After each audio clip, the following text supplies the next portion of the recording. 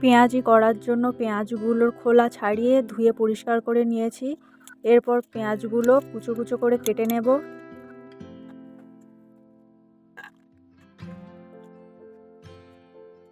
প্রথমে নিলাম পেঁয়াজ কুচিগুলো, এরপর দিলাম ধনেপাতা কুচি।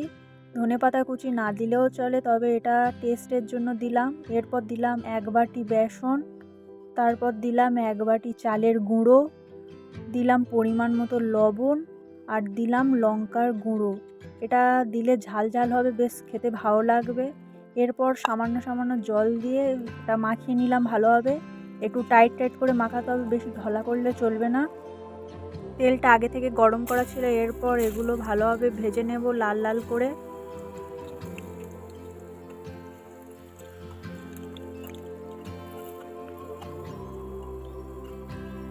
পেঁয়াজিগুলো লাল লাল করে ভাজা কমপ্লিট। এরপর দেখো কেমন হয়েছে। এই পেঁয়াজি বানানোর রেসিপিটা তোমাদের ভালো লেগে থাকলে অবশ্যই করে লাইক, কমেন্ট ও সাবস্ক্রাইব করবেন। চলো বাই।